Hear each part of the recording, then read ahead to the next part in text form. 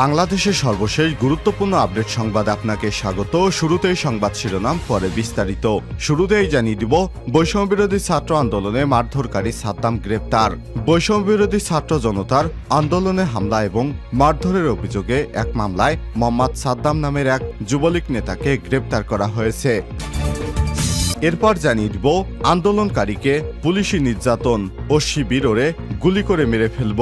চট্টগ্রামে বৈষম্যবিরোধী ছাত্র আন্দোলন অংশ নেয়া এক কলেজ ছাত্রকে থানায় নির্যাতনের অভিযোগে 14 জন পুলিশ সদস্যের বিরুদ্ধে মামলা হয়েছে। গতকাল নির্যাতন এবং হেফাজতে মৃত্যু নিবারণ আইনে চট্টগ্রাম মহানগর দায়রা জজ মোহাম্মদ জাকির হোসেনের আদালতে মামলাটি করেন ভুক্তভোগী কলেজ ছাত্রের বড় ভাই নজরুল ইসলাম। এজাহারে বলা হয়েছে, ওই ছাত্রকে পুলিশ ধরে নেয়ার পর বলে ও শিবিরে গুলি করে মেরে ফেলব। জানিয়ে দিব, গোপালগঞ্জের সোহাগ একসঙ্গে দুই সরকারি চাকুরি করেন। নীতিমালা অনুযায়ী একই ব্যক্তির সঙ্গে দুইটি চাকরি কখনোই যায় না, কিন্তু সমস্ত আইনের তোয়াক্কা না করে গোপালগঞ্জের এই ব্যক্তি দুইটি সরকারি চাকরি করেন একসাথে।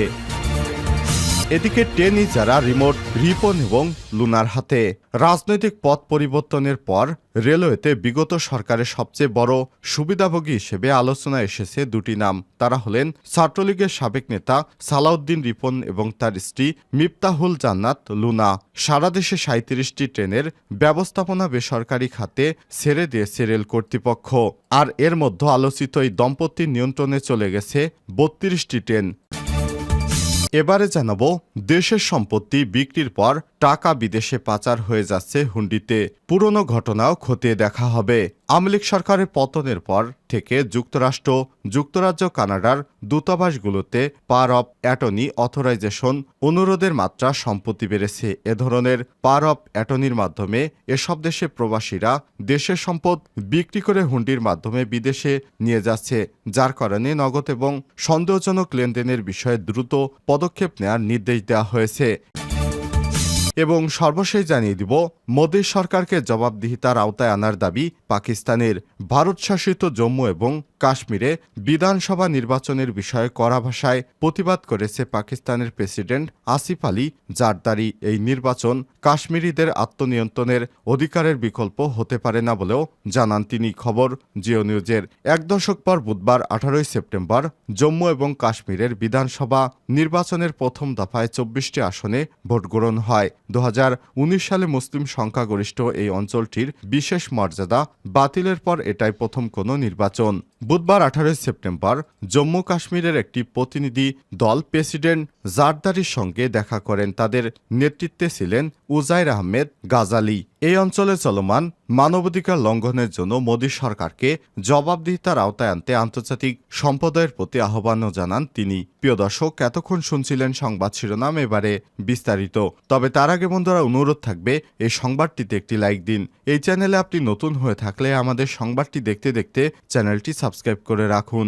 কমেন্ট করে আপনার মূল্যবান মতামত জানিয়ে দিন বন্ধুরা, আপনি বিশ্বের কোন দেশ থেকে বা বাংলাদেশের কোন স্থান থেকে আমাদের সংবাদটি দেখছেন এবং শুনছেন। এবারে বিস্তারিত। বৈষম্যবিরোধী ছাত্র আন্দোলনে মারধরকারী সাদ্দাম গ্রেপ্তার। বৈষম্যবিরোধী ছাত্র জনতার আন্দোলনে হামলা এবং মারধরের অভিযোগে মামলায় মোহাম্মদ সাদ্দাম নামে এক যুবলীগ নেতাকে গ্রেপ্তার করা হয়েছে। মঙ্গলবার 17 সেপ্টেম্বর চট্টগ্রামের সীতাকুণ্ডের ফৌজরহাট এলাকা থেকে তাকে গ্রেপ্তার করে র্যাব 7 চট্টগ্রামের সহকারী পরিচালক শরীফুল আলম বলেন, গোপন তথ্যের ভিত্তিতে যুবলীগ নেতা সাদ্দামকে গ্রেপ্তার করা হয়েছে। বৈষম্যবিরোধী ছাত্র আন্দোলনে অংশ নিয়ে হামলার শিকার হওয়া মোহাম্মদ ইব্রাহিম 19 নামে এক তরুণের দায়ের করা মামলার আসামি ছিলেন সাদ্দাম। গত 5 সেপ্টেম্বর ইব্রাহিম চট্টগ্রামের বাকলিয়া থানায় সাদ্দাম এবং তার সহযোগীদের আসামি করে মামলা করেন। মামলার এজাহারে বলা হয়েছে, গত 4 আগস্ট চট্টগ্রাম নগরের কোতোয়ালি থানা এলাকায় ছাত্র জনতার আন্দোলনে অংশ নেন ইব্রাহিম। ওই দিন চট্টগ্রাম বাকলিয়ার যুবলীগ নেতা সাদ্দাম সহ আরও 25 থেকে 30 জন অস্ত্রধারী সন্ত্রাসী জুবিলি রোডের আমতলা মোড় সংলগ্ন অপনাচরণ স্কুলের সামনে ইব্রাহিমকে এলোপাতাড়ি মারধর করেন। তাকে বাঁচাতে গিয়ে বৈষম্যবিরোধী ছাত্র আন্দোলনের আরও একজন শিক্ষার্থীও সেদিন মারধরের শিকার হন।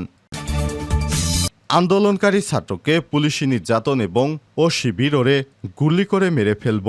বৈষম্যবিরোধী আন্দোলনে ছাত্র জনতার আন্দোলনে অংশ নেয়া এক কলেজ ছাত্রকে থানায় নির্যাতনের অভিযোগে ১৪ জন পুলিশ সদস্যের বিরুদ্ধে মামলা করা হয়েছে। বুধবার ১৮ সেপ্টেম্বর নির্যাতন এবং হেফাজতে মৃত্যু নিবারণ আইন চট্টগ্রাম মহানগর দায়রা জজ মোহাম্মদ জাকির হোসেনের আদালতে মামলাটি দায়ের করেন ভুক্তভোগী কলেজ ছাত্রের বড় ভাই নজরুল ইসলাম। নির্যাতনের শিকার ওই কলেজ ছাত্রের নাম নাজমুল হোসেন। তিনি চট্টগ্রাম সরকারি সিটি কলেজের প্রাণিবিদ্যা বিভাগের স্নাতকের চতুর্থ বর্ষের শিক্ষার্থী।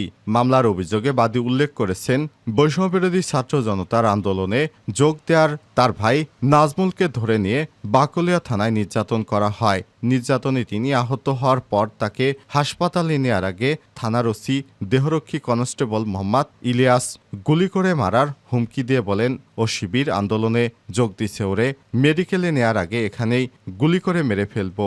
সঙ্গে সঙ্গেই তিনি দৌড়ে থানার হাজতখানায় গিয়ে শটগান এনে নাজমুলের দিকে তাক করেন। বাদীর আইনজীবী স্বরূপ কান্তি নাথ জানান, আদালতে বাদীর বক্তব্য শোনার পর থানায় নিয়মিত মামলা হিসেবে গ্রহণ করে পুলিশের অপরাধ তদন্ত বিভাগ সিআইডি তদন্তের নির্দেশ দিয়েছেন। এছাড়াও সিআইডিকে পুলিশ সুপার পদমর্যাদার পুলিশ কর্মকর্তাকে দিয়ে তদন্তের নির্দেশ দেওয়া হয়েছে। ভুক্তভোগী নাজমুল হোসেন মামলার বাদী মোহাম্মদ নজরুল ইসলাম এবং তার পরিবারকে নিরাপত্তা কেন দেওয়া হবে না তা ১৪ দিনের মধ্যে জানাতে আসামিদের প্রতি নির্দেশনা দেওয়া হয়। মামলার আসামিরা হলেন নগর পুলিশের সাবেক উপকমিশনার দক্ষিণ মুস্তাফিজুর রহমান, সহকারী কমিশনার কোতোয়ালি অঞ্চল অতনু চক্রবর্তী, কোতোয়ালি থানার সাবেক ওসি এস.এম. ওবায়দুল হক, কোতোয়ালি থানার পরিদর্শক মিজানুর রহমান, কোতোয়ালি থানার SI Mehedi Hasan, Gautam SI Ronesh Barua, Rubel Majumdar, constable Mohammad Kamal, Mohammad Shahjahan, Bakalia থানার সাবেক OC Aftab Hossain, SI Mohammad Mizan, Abdus Salam, constable Mohammad Ilias. গোপালগঞ্জের সোহাগ একই সঙ্গে দুই সরকারি চাকরি করেন। নীতিমালা অনুযায়ী এক ব্যক্তির সঙ্গে সরকারি দুটি প্রতিষ্ঠানে চাকরি করার কোনো সুযোগ নেই, কিন্তু তিনি নিয়ম না মেনে দায়িত্ব পালন করছেন দুইটি প্রতিষ্ঠানেই। তথ্য গোপন এবং প্রতারণার আশ্রয় নেওয়া এ ব্যক্তির নাম সোহাগ হাওলাদার। তিনি ঢাকা দক্ষিণ সিটি কর্পোরেশনের ডিএসসিসি পরিচ্ছন্ন পরিদর্শক পদে দায়িত্ব পালন করছেন। একই সঙ্গে গোপালগঞ্জ জেলা প্রশাসক ডিসির কার্যালয় অফিস সহায়ক পদেও কর্মরত সোহাগ। তিনি গোপালগঞ্জ সদর উপজেলার কাজুলিয়া গ্রামের আওলাদ হোসেন আওলাদের ছেলে।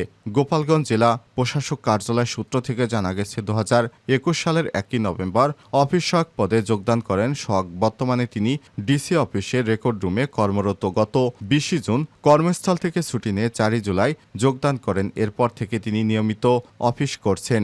সিটি কর্পোরেশন সূত্র থেকে জানা গেছে, সরকারি চাকরিতে কর্মরত থাকলেও সিটি কর্পোরেশনে চাকরি আবেদনে তা গোপন করেছেন সোহাগ। জনবল নিয়োগ পরীক্ষার ফল এবং এ সংক্রান্ত কমিটির সুপারিশের আলোকে ঢাকা দক্ষিণ সিটি কর্পোরেশন কর্মচারী চাকুরি বিধিমালা ২০১৯-এর বিধি ৪/৬ অনুযায়ী চলতি বছরের ১৩ মে পরিচ্ছন্নতা পরিদর্শক পদে নিয়োগ পান সোহাগ। ২৭ জনের সঙ্গে পাওয়া নিয়োগের আদেশে তার ক্রমিক নম্বর ৯। ডিএসসিসির তৎকালীন সচিব আকরামুজ্জামান ওই নিয়োগ আদেশ স্বাক্ষর করেন।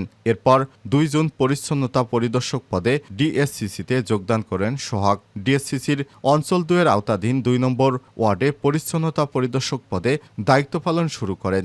গত ৭ জুলাই থেকে তিনি কর্মস্থলে অনুপস্থিত। ট্রেন ইজারা রিমোট রিপন এবং লুনার হাতে। রাজনৈতিক পথ পরিবর্তনের পর রেলওয়েতে বিগত সরকারের সবচেয়ে বড় সুবিধাভোগী হিসেবে আলোচনায় এসেছে দুটি নাম। তারা হলেন ছাত্রলীগের সাবেক নেতা সালাউদ্দিন রিপন এবং তার স্ত্রী মিফতাহুল জান্নাত লুনা। সারা দেশে ৩৭টি ট্রেনের ব্যবস্থাপনা বেসরকারি খাতে ছেড়ে দিয়েছিল রেলওয়ে কর্তৃপক্ষ। এর মধ্যে আলোচিত ওই দম্পতির নিয়ন্ত্রণে চলে যায় ৩২টি ট্রেন। ৪ বছরের জন্য ইজারা নিয়ে ক্ষমতাবানদের হস্তক্ষেপে তাদের সঙ্গে বারবার চুক্তি নবায়ন করেছে সরকার। এক্ষেত্রে প্রতিবারই সহযোগিতা পেয়েছে রেলের প্রভাবশালী কর্মকর্তাদের। সব মিলে প্রায় এক যুগ ট্রেন ইজারা রিমোট কন্ট্রোল ছিল রিপন রুনার হাতেই। এতে বিপুল অঙ্কের রাজস্ব বঞ্চিত হয়েছে রেল। জানা গেছে ২০২২ সালে রেলপথ মন্ত্রণালয় সম্পর্কিত সংসদীয় কমিটি বেসরকারি খাতে রেল পরিচালনার সব চুক্তি বাদ দেওয়ার সুপারিশ করে, কিন্তু সে সিদ্ধান্ত রাজনৈতিক বিবেচনায় আটকে যায়। মূলত রিপন সাধন লুনা দম্পতির কারণে সংসদীয় কমিটির সুপারিশ আলোর মুখ দেখেনি। এদিকে বেসরকারি খাতে রেল পরিচালনার বিষয়টি পরিবর্তনের চিন্তা করছে না রেলওয়ে কর্তৃপক্ষ। যাদের হাতে ট্রেনের ইজারা ছিল এখনও তারাই পরিচালনা করছেন বলে রেলের একাধিক দায়িত্বশীল সূত্র কালবেলাকে নিশ্চিত করেছেন।